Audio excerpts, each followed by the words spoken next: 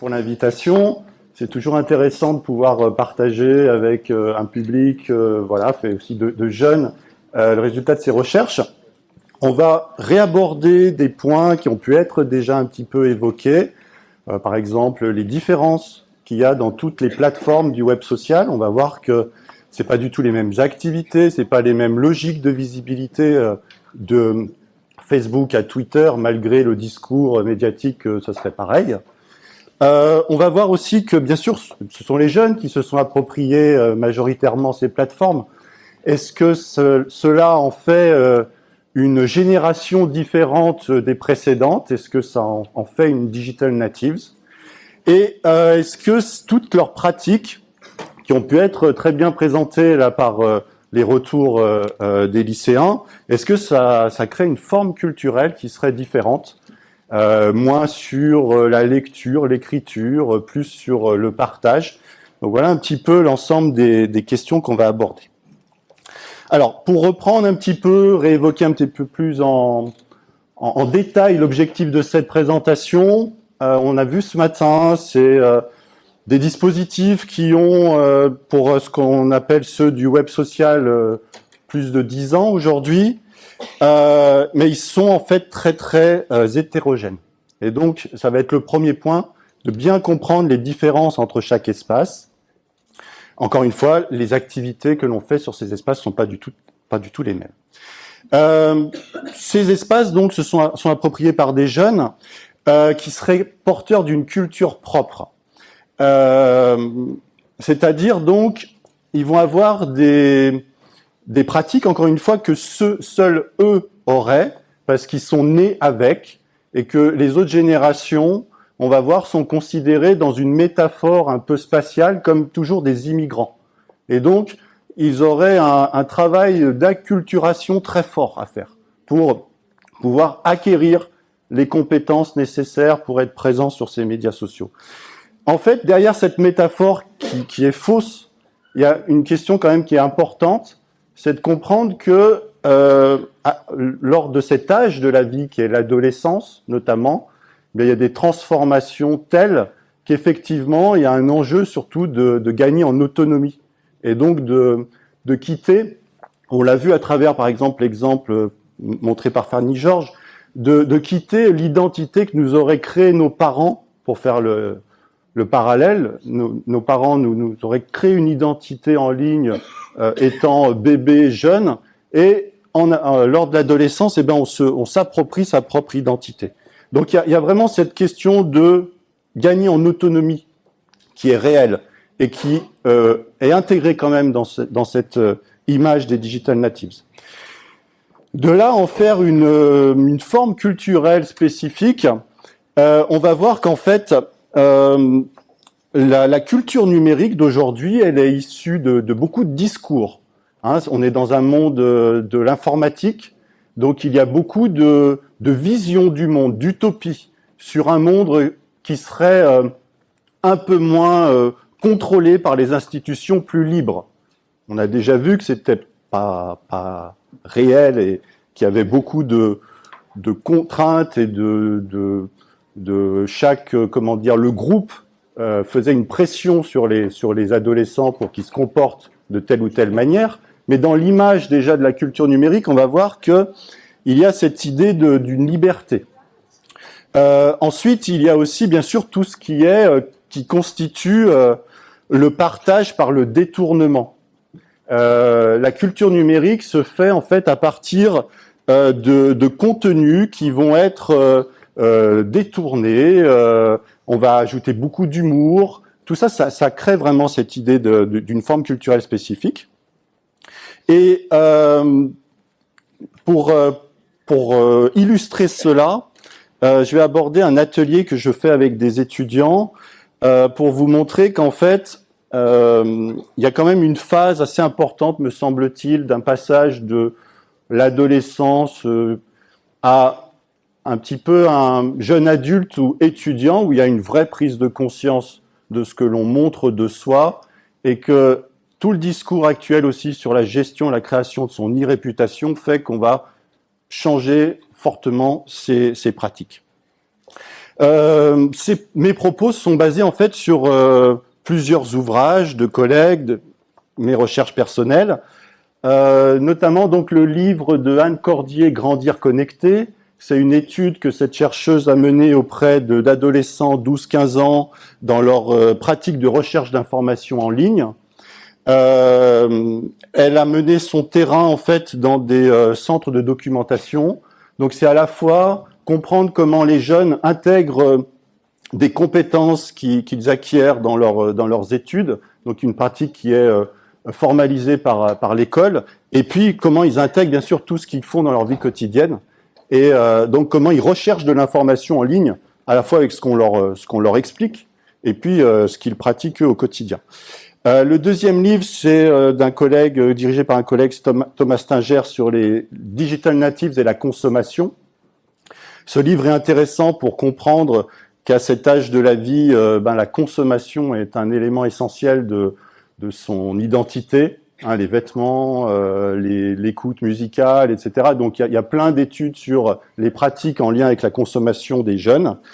Et enfin, un livre qui a été traduit très récemment en français d'une chercheuse américaine, Dana Boyd, C'est compliqué, qui explique les pratiques numériques des adolescents et qui essaye d'enlever un maximum de peur sur les risques pour montrer tout ce que les adolescents réussissent à construire à travers leurs pratiques en ligne. Alors, le premier point, c'est, on a évoqué, et les jeunes ont donné une définition des médias sociaux numériques, ou du moins des réseaux sociaux et des médias sociaux. Je vais revenir quand même sur cette terminologie parce qu'il est important de distinguer derrière les termes, et parfois il y a des amalgames. Une première distinction que j'aimerais apporter, c'est malgré le discours médiatique sur les réseaux sociaux, les plateformes ne sont pas des réseaux sociaux dans le sens historique. En sociologie, ce terme a plus de 60-70 ans. Ça concerne en fait la manière dont les groupes sont organisés. Un réseau social, c'est vous prenez un groupe, vous voyez comment les individus sont reliés entre eux au sein de ce groupe. Et qu'est-ce que ça crée en termes de liens? Alors, dire cela, c'est simplement souligner le fait que tous les échanges qu'on fait en ligne ne constitue pas forcément un réseau social, ne constitue pas forcément un groupe. Lorsqu'on est, par exemple, fan d'une marque sur Facebook, on ne fait pas partie d'un réseau social, malgré tout, le discours sur les communautés en ligne, etc. Donc, c'est un peu dangereux de penser que simplement parce qu'on est sur une plateforme de ce type, on fait partie d'un groupe. Un groupe avec ses règles, avec ses codes, etc. Deuxième distinction terminologique, pendant très longtemps, en tant que chercheur, on a parlé des médias sociaux. Alors les médias sociaux, voilà, la définition est un peu complexe. Simplement, dans cette définition, on voit que ce qui est important et ce qui crée l'originalité de ces médias par rapport aux médias historiques, radio, presse, les médias de masse historiques, c'est que là, ce qui constitue vraiment le cœur de ces médias, c'est les interactions, c'est les échanges, c'est le partage que les individus font entre eux à travers ces médias. Avant, on avait plus l'image, vous voyez, de médias où en fait on recevait une information, après on va en discuter, d'accord, mais on était plus un peu spectateur. Pour aller vite, là on dirait qu'il y a plus d'action de la part des usagers. Et à travers ces médias, il y a bien sûr du lien qui se crée. Alors, par contre, parler de médias sociaux, c'est un peu dangereux, dans le sens où on laisse sous-entendre qu'il y a des médias qui ne permettent pas de créer du lien, voilà, qu'il y aurait des médias asociaux, ça n'existe pas. Tous les médias, historiquement, servent à créer du lien entre les individus. Et puis, en fait, on ne met pas assez l'accent sur peut-être la spécificité de ces plateformes. Alors, une définition pour avancer, c'était celle donc de deux collègues. Les médias sociaux peuvent être définis comme des services Internet, dont le cœur, comme je vous l'ai dit, de l'activité, c'est les contenus qui sont produits par les utilisateurs. Et en fait, ces contenus, on va les diffuser, on va les partager selon différentes logiques de participation et différents moyens de les rendre visibles. Donc ça c'est une définition qui permet de comprendre un peu à la fois l'activité et le moteur de cette activité, le fait de vouloir rendre visible soit en tant qu'individu, soit des contenus. Aujourd'hui, depuis quelques années, on parle plus de médias sociaux numériques. C'est pour prendre en compte d'une certaine manière l'évolution, la transformation qu'apporte le numérique et de comprendre qu'à travers, comme vous a expliqué Fanny Georges, à travers les traces, à travers le calcul des algorithmes, des outils, eh bien sûr, on a une partie de notre activité qui va être prescrite, orientée par ces dispositifs. Donc on n'est pas dans quelque chose de neutre, loin de là. Nos activités dépendent d'une certaine manière aussi de ce que les médias sociaux nous montrent sur notre timeline, par exemple. Deuxième point que je voulais aborder, c'est rappeler que derrière cette grande catégorie des médias sociaux, il y a des plateformes, des dispositifs qui sont très très diverses. Il y a des plateformes qui sont apparues bien avant la vague du Web 2 et des Facebook, Twitter, etc. Par exemple, les blogs. Fanny Georges vous en a parlé, je vous dirais simplement, très clairement, aujourd'hui, le blog, c'est plus l'outil où l'ado va s'exposer, va mettre en avant sa vie. Par contre, les blogs se sont professionnalisés et ils sont loin d'avoir disparu. Vous connaissez tous, selon les thématiques, les blogs cuisine, les blogs mode, ce sont des espaces très très importants sur des thématiques précises. Deuxième exemple de plateforme dans ces espaces, c'est les plateformes de microblogging. Alors on les a appelés comme cela parce qu'ils sont arrivés juste après les blogs, avec comme caractéristique d'avoir un espace pour s'exprimer réduit. Donc c'est pour ça qu'on a appelé microblogging. Le fer de lance, c'est Twitter. Vous avez aussi tous les forums publics, alors bien plus anciens encore que la vague du Web 2, et c'est sur ces espaces uniquement qu'on a de réelles communautés. Par exemple, tous les forums sur les jeux vidéo, avec une hiérarchisation des membres dans la communauté, avec des règles très précises. Si on ne respecte pas ces règles, tout de suite on est sorti. Donc ça, c'est un autre type de plateforme. Vous avez aussi les wikis. Donc techniquement, un wiki, c'est en fait un dispositif qui permet à tout contributeur de pouvoir s'exprimer, contrairement à un blog qui est tenu plutôt par un individu ou un groupe. Le fer de lance, c'est Wikipédia. Mais en fait, on se rend compte, les recherches montrent que derrière des dispositifs comme ça, il y a encore une hiérarchisation, il y a encore des rôles qui se définissent très rapidement. Vous avez ensuite tout un ensemble de sites qui sont destinés en fait à partager des types de contenus particuliers. Alors, YouTube pour les vidéos, Flickr historiquement pour les photos, maintenant on serait plus sur Instagram, Pinterest pour les photos. Donc c'est le type de contenu qui est important pour ces plateformes. Vous avez donc ensuite les réseaux sociaux numériques, en anglais les social network sites, c'est Facebook, c'est un dispositif particulier dans l'ensemble des médias sociaux numériques. La définition, c'est pour comprendre que ça fonctionne à partir d'un profil, on s'abonne à d'autres comptes, on interagit avec eux à travers des actions simples, j'aime, je commente, je partage. Mais derrière cela, on a des activités qui sont très diverses sur les réseaux sociaux numériques autour d'un objectif premier qui est la relation d'amitié. Je pourrais y revenir, mais c'est ça qui caractérise ce type de plateforme. Et toutes les plateformes ne servent pas à gérer ces relations d'amitié. Nous avons par exemple une dernière pour continuer cette liste, type de plateforme, les sites de réseautage, donc professionnels, à la LinkedIn, ou de rencontres à la Mythique, qui ont la même logique en fait. C'est trouver ou réussir à avoir des opportunités professionnelles ou amoureuses à travers la gestion de sa présence sur ces plateformes. Alors, toujours pour bien comprendre cette distinction, il me paraît important de rappeler donc quelques spécificités. J'en ai résumé à 3. Une des caractéristiques des réseaux sociaux numériques de Facebook, de pourquoi ça marche, d'une certaine manière, c'est parce qu'on est face à un mécanisme de prescription. C'est-à-dire, ce n'est pas une marque qui vous dit « regardez cette vidéo », c'est votre ami. Et le fait que ce soit votre ami, eh bien, vous allez donner plus de confiance à cette prescription. La caractéristique de Facebook, c'est d'avoir d'une certaine manière, intégrer, automatiser ce mécanisme social. Hein. On a toujours donné son avis à nos amis pour discuter, puis pour les convaincre que le film qu'on vient de voir est génial. Là, Facebook l'automatise, met en scène d'une certaine manière le fait qu'on a regardé telle vidéo pour encore plus donner envie à l'autre de le faire. Deuxième idée, on a des régimes de visibilité qui sont très différents entre les plateformes. Alors là, il y a un chercheur, Dominique Cardon, qui, dans les premières recherches sur les médias sociaux numériques, avait expliqué qu'en fait, on joue pas la même identité, on met pas en avant les mêmes traits identitaires selon ces plateformes. Et juste pour vous donner un exemple, moi je travaille beaucoup sur Twitter, plus sur des usages professionnels de Twitter.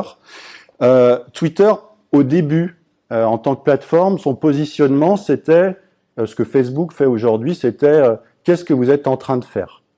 Donc la logique de Twitter, c'était simplement de dire je suis connecté, je suis là, je fais ça, et voilà, si tu as envie d'interagir, tu le peux. On voit que c'est plus un usage de Facebook aujourd'hui. Donc on met en avant simplement le fait qu'on est disponible, hein, pour résumer. Aujourd'hui, sur une plateforme comme Twitter, c'est devenu en grande partie un média d'information, et les usages de Twitter, c'est beaucoup essayer de rendre visible le plus possible ce qu'on partage, c'est essayer d'acquérir une audience la plus large possible, et donc là on est plus sur des schémas assez classiques en fait d'essayer d'acquérir une audience, d'être un média. Troisième idée, c'est que ces plateformes, comme je vous ai dit, ils fonctionnent sur des systèmes de recommandation qui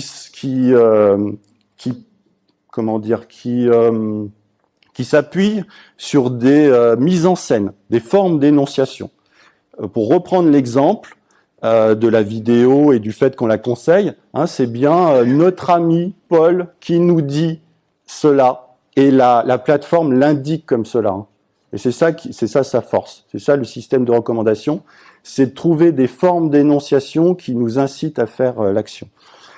Heureusement pour nous, d'une certaine manière, ils sont pas encore ces formes d'énonciation sont pas idéales. Ça veut dire que parfois on sent que c'est poussé par la plateforme. Et donc on se sent pas obligé d'une certaine façon de le faire.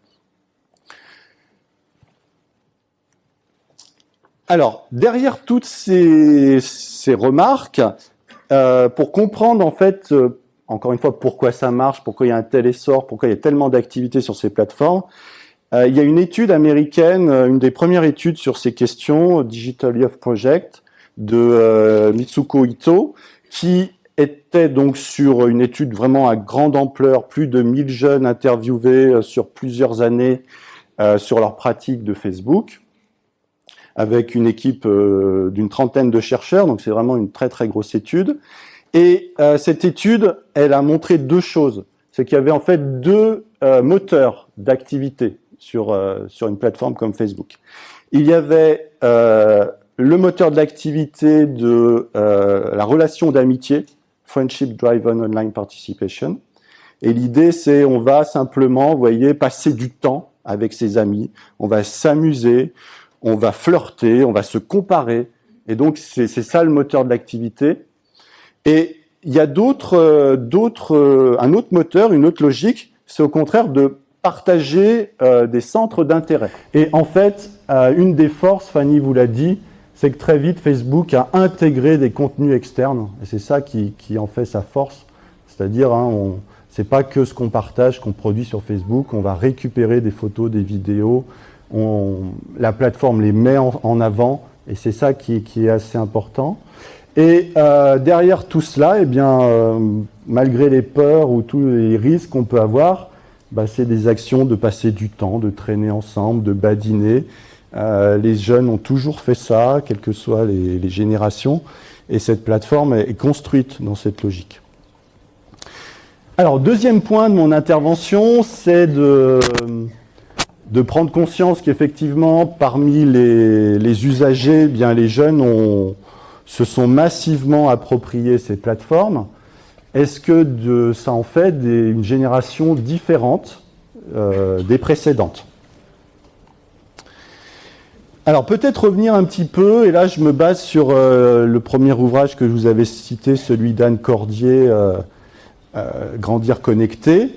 Elle distingue trois manières, alors il peut y en avoir d'autres, hein, de comprendre un petit peu, quand on parle de jeunes, d'adolescents, de qui parlons-nous. Il faut bien sûr prendre conscience de l'aspect physiologique. Là, elle travaille sur les 12-15 ans, donc un âge de la vie quand même très particulier.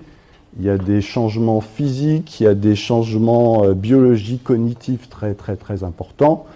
Donc effectivement, étudier les jeunes, c'est étudier une catégorie de la population spécifique d'un point de vue physiologique. On pourrait dire la même chose pour d'autres, hein, les seniors bien sûr. On va plus être sensible aux limites physiques et donc aux contraintes que ça entraîne. Souvent, quand on parle de jeunes, il est important d'avoir un regard sociologique.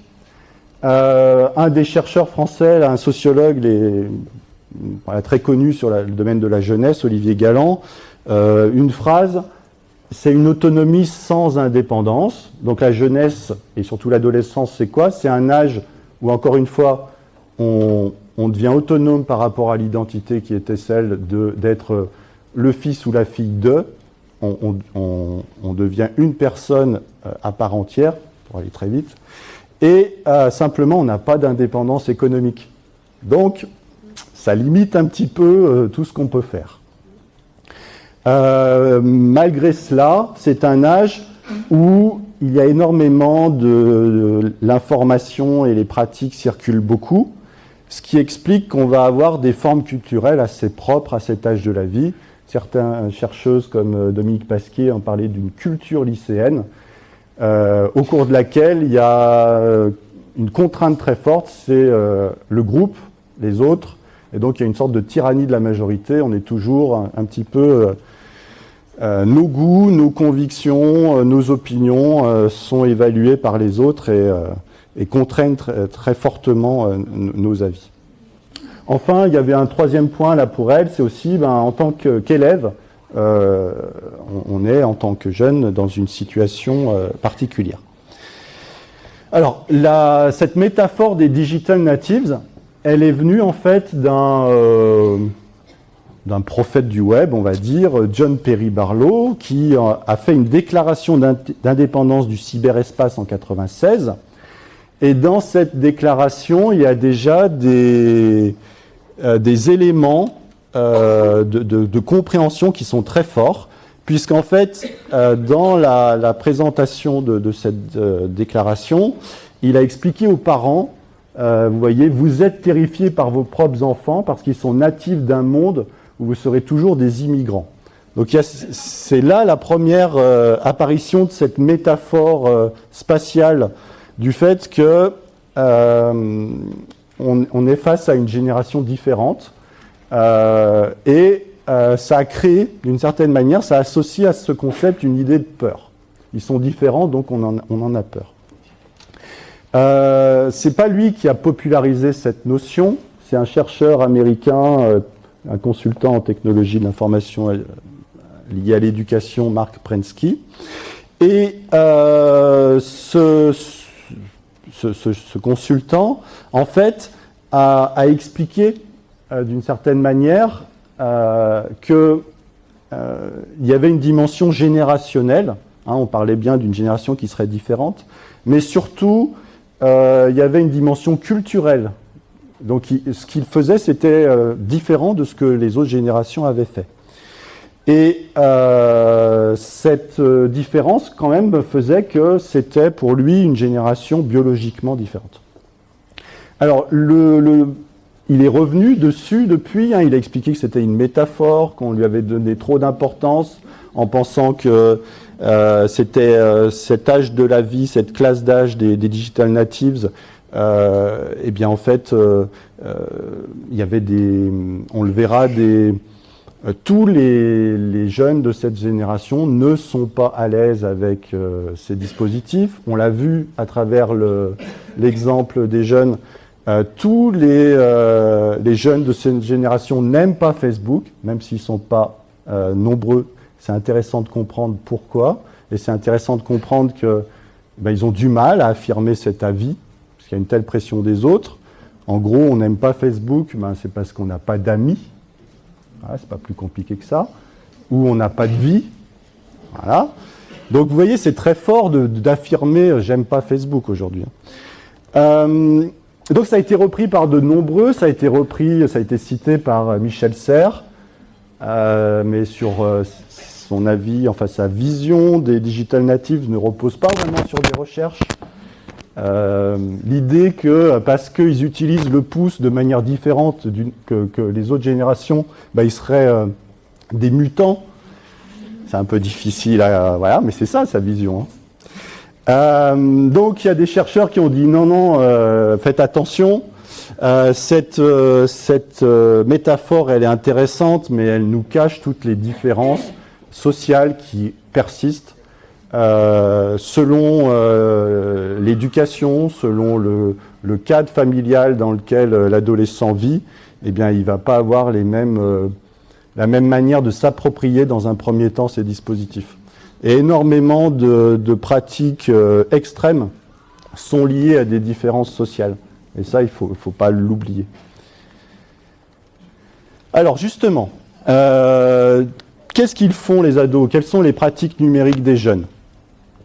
Dans le livre de Grandir connecté, Anne Cordier nous dit, et ça c'est un point important, c'est on a tout un ensemble d'idées, de discours sociaux sur ces plateformes.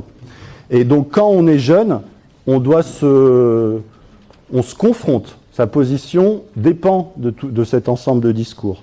Donc je vous en ai pris un petit extrait. Vous voyez, lorsque la chercheuse demande, c'est un peu compliqué parfois de faire des recherches sur Internet, eh bien la réponse obligée, parce on appartient à cette génération, c'est de dire « Oh non, je ne vois pas... qui peut dire que c'est dur? Non, c'est pas dur du tout. » Vous voyez, on est obligé de dire « Non, je suis à l'aise, je sais faire, je trouve ce que je veux très facilement. » Il y a vraiment une nécessité de se détacher de ça, et c'est vraiment pas évident. Justement, il faut essayer de dépasser ce mythe que les digital natives sont tous des experts dans l'utilisation de ces plateformes. Pareil, un verbatim, un retour d'entretien. Le problème, c'est que les profs, ils considèrent qu'on doit connaître et qu'on sait faire parce que nous, on est les jeunes du 21e siècle. Donc, en fait, ce qu'elle explique, cette adolescente, c'est on lui donne une nouvelle plateforme. Là, c'était un logiciel de traitement d'image. Et parce qu'elle est digital native, elle sait faire. Donc, vous voyez le blocage après qu'il y a et donc le manque d'accompagnement qu'il peut y avoir derrière ces visions. Au contraire, le rôle, on l'a déjà évoqué, bien sûr, c'est d'accompagner ces adolescents dans une pratique personnelle et qui comprennent le type d'action qu'ils réalisent et le type de recherche qu'ils font. Et ce qu'il y a de plus... de très positif, c'est lorsqu'on les interviewe et lorsqu'on étudie leur comportement, eh bien, il y a des régulations qui se mettent en place, il y a des normes éthiques qui se créent. Encore une fois, sur l'idée de partager des photos, eh bien, rapidement, à travers des situations extrêmes, ils se rendent compte que ça se fait pas. Et donc, on va demander l'autorisation, ou on va prendre conscience, en fait, que l'autre a un droit sur son image et qu'on ne peut pas partager tout et n'importe quoi. Dans la même idée, Dana Boyd, donc dans son livre « C'est compliqué », elle part d'une phrase qu'elle a eue dans ses entretiens. Vous voyez toute la peur qu'il y a derrière ça, tout le discours. « Pouvez-vous dire à ma mère que je ne fais rien de mal sur Internet ?» Voilà le cri de cœur de ces ados, de ces jeunes. Arrêtez de croire qu'on est tous en train de vouloir, je ne sais pas, à une autre époque, fumer, se droguer, etc. Par contre, dans ce livre, ce qu'il y a vraiment d'intéressant, c'est de dire que ces plateformes ont un rôle à cet âge très très fort. parce qu'on est dans une société dans laquelle il y a une dimension, alors sans parler des attentats, hein, mais il y a une dimension sécuritaire plus forte, c'est-à-dire que les parents laissent moins faire de choses, laissent moins sortir, laissent moins traîner dehors que dans des générations précédentes. Et il y a une conscience un petit peu de l'enjeu économique très fort, donc on veut d'une certaine manière que son enfant soit le plus beau, la plus belle ou donne la meilleure image de soi, donc on va mettre vraiment la pression là-dessus et qu'elle réussisse. Donc il y a ces deux dimensions un petit peu sécuritaires et de l'enjeu économique derrière sa présence en ligne qui font que c'est très verrouillé. Alors, dans ce livre aussi, un des points qui est très intéressant et qui explique après les risques, c'est de comprendre que, contrairement à des échanges en face à face, ces plateformes, le risque vient de l'absence de contexte. C'est-à-dire qu'on interprète une situation en fonction d'un contexte. L'exemple qu'elle prend, c'est des adolescents qui sont en train de parler entre eux. Par exemple, une adolescente reçoit des copines dans sa chambre, elle entend que ses parents arrivent et la conversation change. Vous voyez, le contexte fait qu'on peut changer ce qu'on est en train de dire et ce qu'on est en train de faire. Sur ces plateformes, c'est beaucoup plus compliqué puisque les traces restent et que l'information, on va la trouver sans avoir le contexte de pourquoi elle a été diffusée à tel moment. Donc ça, c'est un des risques.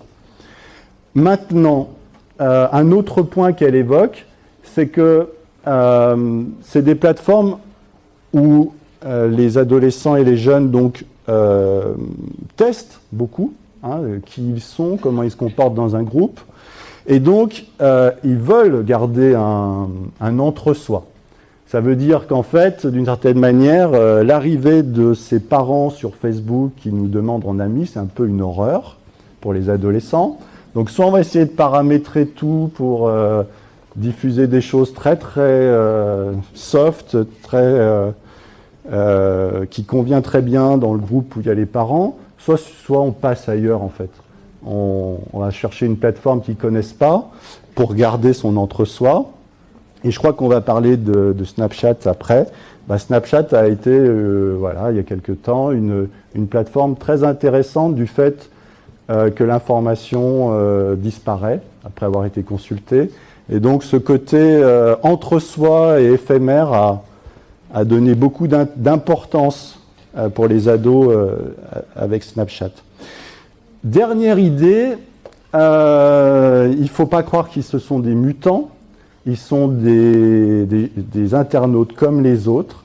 C'est l'âge, c'est l'adolescence qui fait qu'il y a des pratiques d'essais, erreurs, on va dire, ou de tentatives, ou de tests, etc.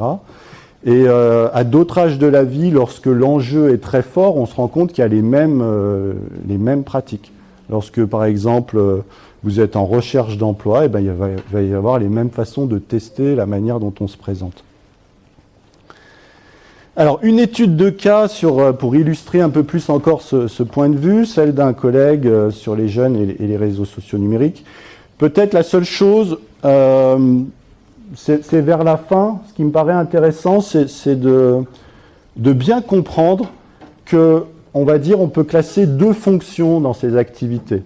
Il y a une fonction, une première miroir, c'est-à-dire que l'adolescent va avoir un retour sur l'image qu'il donne de lui.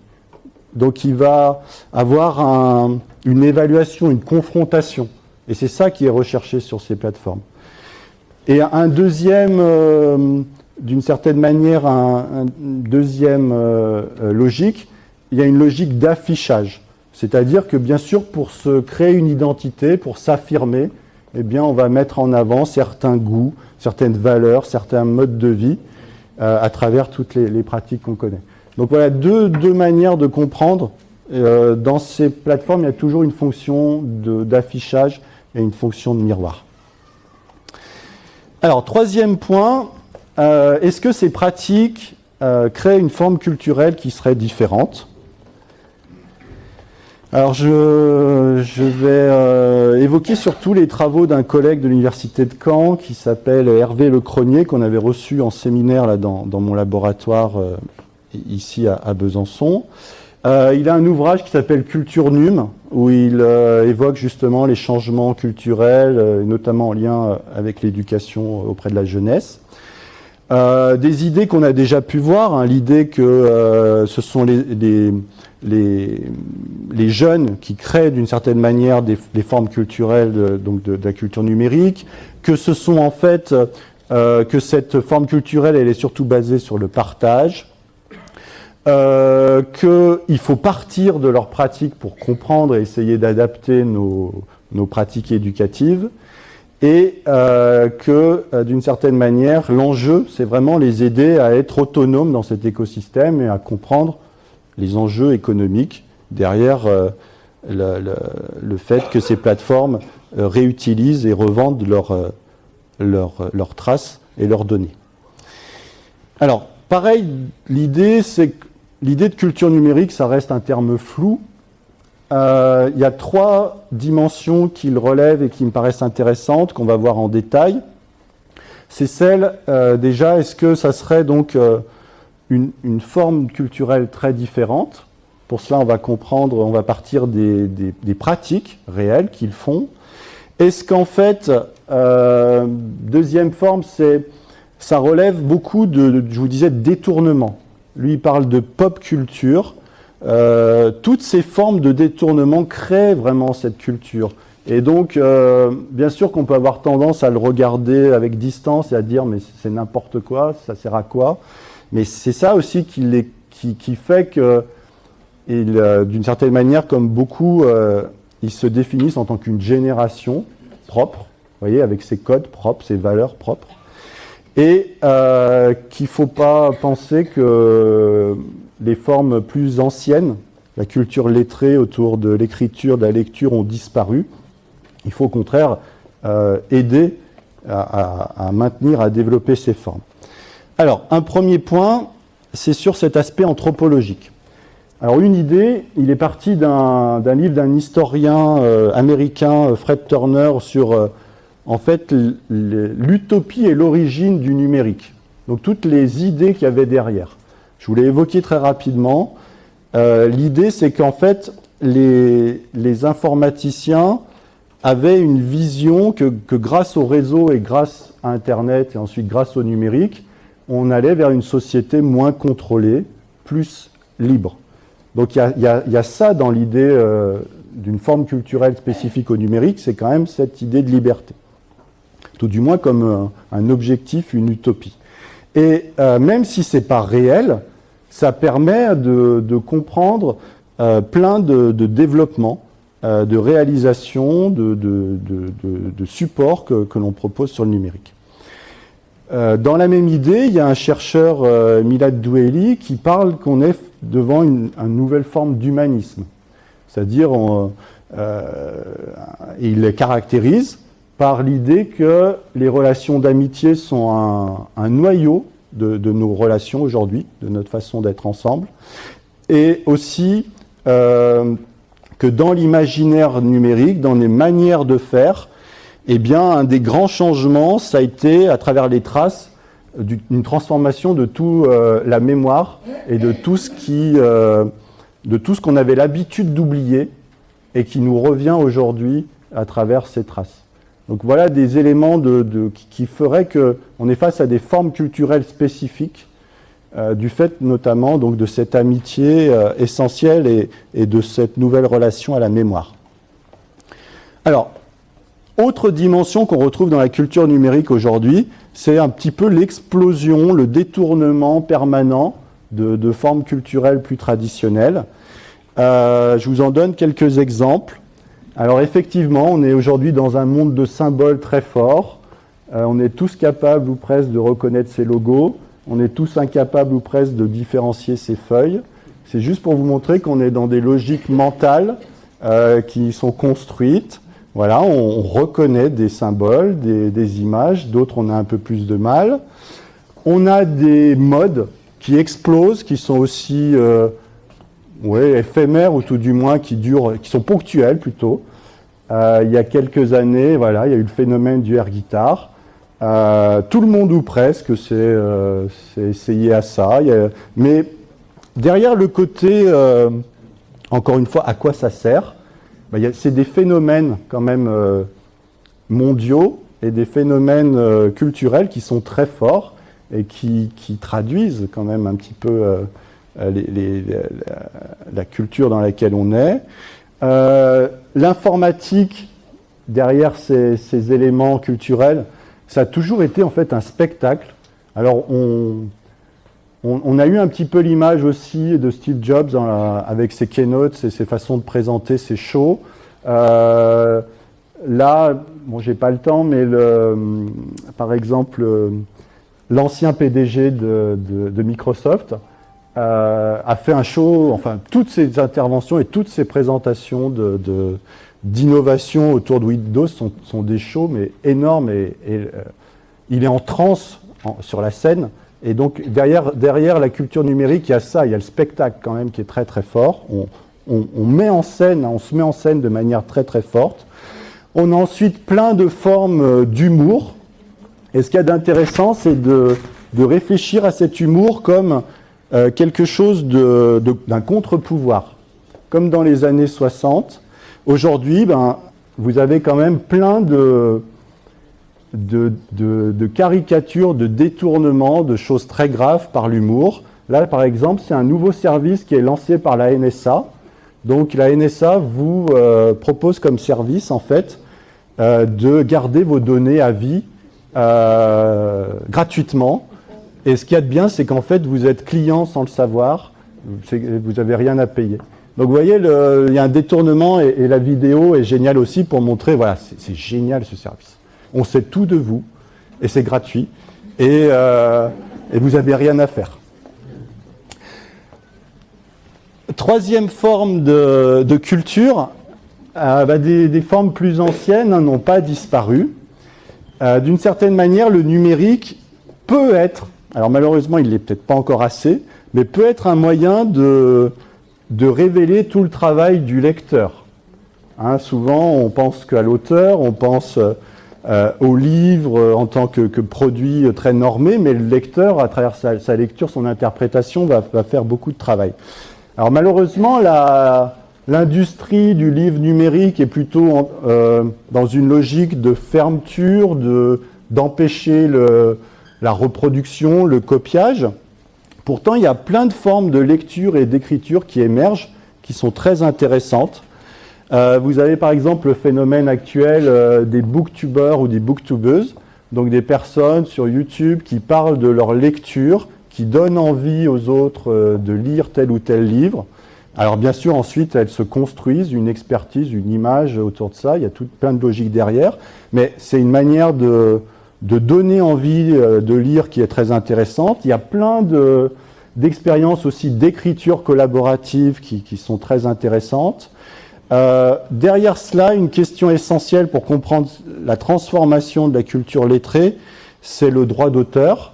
Pareil, on est face à des réglementations qui limitent la copie, qui veut, d'une certaine manière, vous voyez, des durées de droit d'auteur qui sont toujours plus longues, alors qu'on est en fait face à une pratique qu'on appelle en fait de nouvelles façons des œuvres transformatives, c'est-à-dire énormément de choses où on va détourner des références. Là, vous voyez, on intègre l'univers de Star Wars avec Le Petit Prince de Saint-Exupéry. On en crée une nouvelle œuvre avec un mélange des deux univers. Et bien malheureusement, ces œuvres transformatives du fait des droits d'auteur, d'une certaine manière, sont illégales. Donc il y a tout un ensemble d'évolutions qui pourraient être apportées pour permettre, d'une certaine manière, ces transformations. Alors pour terminer, je vais vous parler pas d'une expérimentation, mais d'un atelier que je mène auprès d'étudiants depuis 3 ans. Donc je suis enseignant en fait dans un IUT, métier du multimédia et de l'Internet, donc des futurs spécialistes du web, soit développeurs, soit graphistes, soit rédacteurs. Mais dans l'année, pendant une semaine, on peut faire un enseignement ouvert à tous les autres étudiants. Et c'est ça qui est intéressant, c'est d'avoir un autre public. Et donc, j'ai des étudiants qui viennent d'autres formations. Vous voyez, des tech de co, donc techniques de commercialisation, des personnes qui travaillent sur la gestion, l'administration, donc des personnes qui ne sont pas baignées dans le web par leur formation. Et l'objectif donc de cet enseignement, ça va être de leur faire, de réfléchir avec eux et de leur faire prendre conscience des enjeux donc de la présence en ligne sur les médias sociaux numériques et notamment la question de l'e-réputation. Alors cette question de l'e-réputation, on l'a vu un petit peu à travers l'identité numérique, elle relève en fait surtout la différence, c'est qu'elle relève de l'avis et des évaluations des autres. Hein, donc l'e-réputation, on peut au mieux essayer de la gérer, essayer d'orienter, ou tout du moins de voir quel est le résultat de notre e-réputation, et ensuite essayer de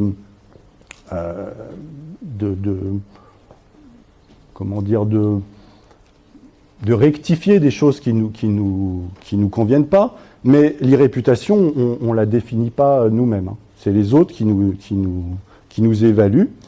Ce qu'il faut comprendre aussi, c'est que l'e-réputation, c'est quelque chose qui est ponctuel, qui est souvent spatialisé. Et donc, une des différences de ces plateformes, c'est que ça a fait éclater un petit peu ce côté réduit à un lieu. Hein, vous pouvez très bien être très connu dans votre quartier, pas du tout ailleurs. Là, ça change un petit peu la donne. Alors, on fait des tests. Alors, je ne sais pas si je peux rapidement aller... on va voir si ça marche, sinon je vous expliquerai. Voilà. Donc, vous voyez, vous pourrez voir, c'est bien fait. Il y a une agence spécialisée dans la réputation qui est derrière ce site. Il y a ensuite donc, des institutions. Il y a une définition et il y a surtout donc les fiches pratiques. Voilà, ici.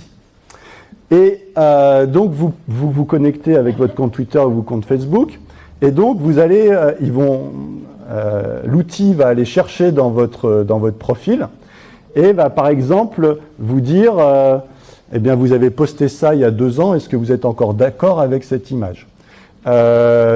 Vous savez que vous êtes connecté avec telle personne. Est-ce que vous la connaissez vraiment ?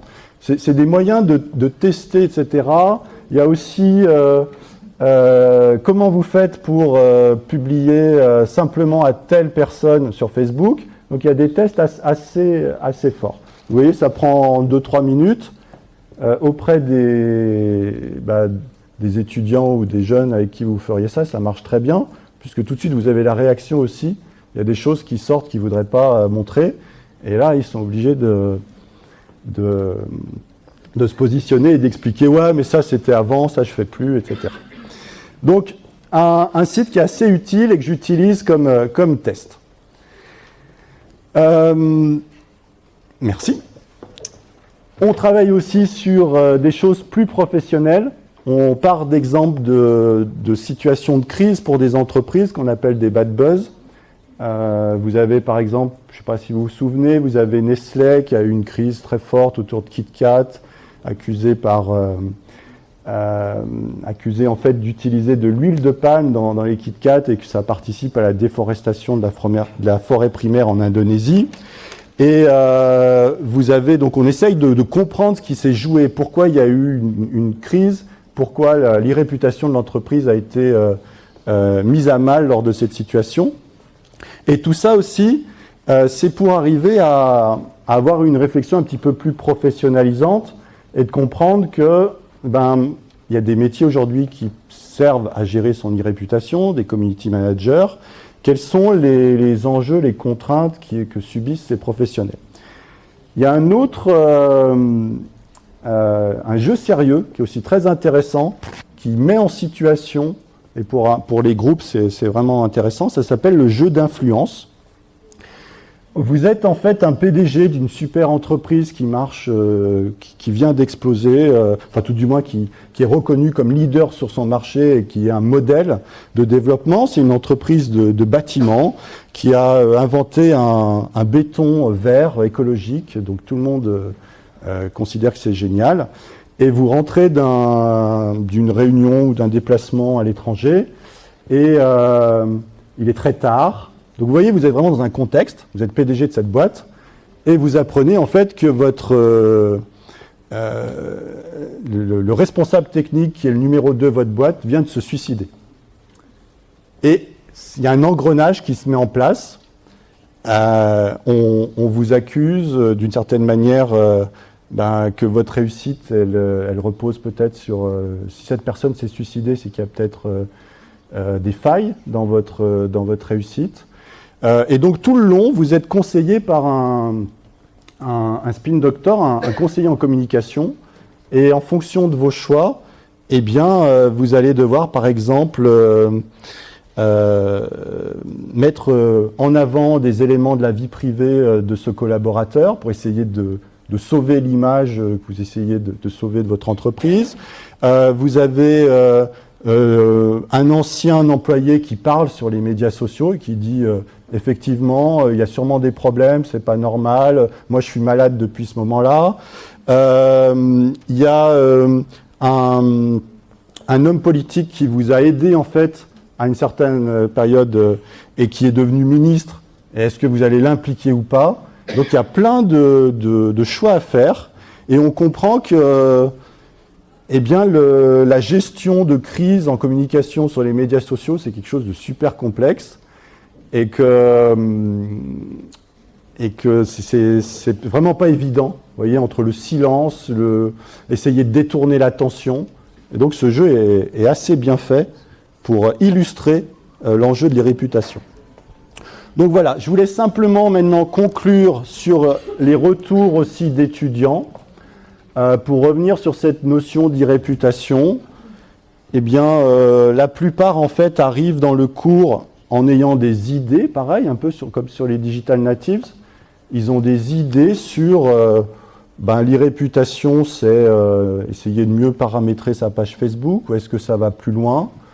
Ils sont plutôt curieux, mais encore une fois, ils savent pas trop ce que c'est. On en parle beaucoup, mais ils savent pas trop ce que c'est. Et j'ai eu aussi des cas de personnes, je ne suis plus sur Facebook et c'est pour ça que je viens, pour essayer de comprendre comment je peux peut-être me recréer une identité en ligne sans Facebook. Donc il y a beaucoup de situations qui peuvent être exprimées par les jeunes et qui sont très intéressantes. Et la vraie conclusion, c'est de vous rappeler que ces pratiques se réalisent dans des dispositifs qui, malheureusement, d'une certaine manière, sont tenus par de plus en plus d'entreprises qui se concentrent. Donc il y a une vraie concentration du marché de ces plateformes. Qu'en fait, il y a toujours un discours et une ambition, une image un petit peu de liberté dans ces plateformes. Donc il ne faut pas jeter le bébé avec l'eau du bain. On voit bien que sont très utiles. Simplement, acquérir ou développer une culture numérique, c'est permettre donc à tous les individus, particulièrement aux jeunes, d'être autonomes et d'avoir conscience des actions sur ces plateformes. C'est d'une certaine manière ne pas dénigrer, essayer de comprendre, encore une fois, les formes culturelles qui émergent, et toutes les actions de détournement, d'une certaine manière, sont des moyens de résister par rapport à cette tendance à aller vers plus de surveillance, plus de traçage, plus de concentration. C'est justement par cet humour, par cet détournement qu'on arrive à résister. Voilà, la culture, ça reste quand même quelque chose, vous voyez, qui permet de partager avec les autres et d'être avec les autres. C'est pour ça que la culture numérique est quelque chose à enrichir, à défendre, plutôt que de considérer que c'est des pratiques d'un âge, quand on est jeune, puis après on grandit, on s'assagit, on ne fait plus ça. Voilà. Merci.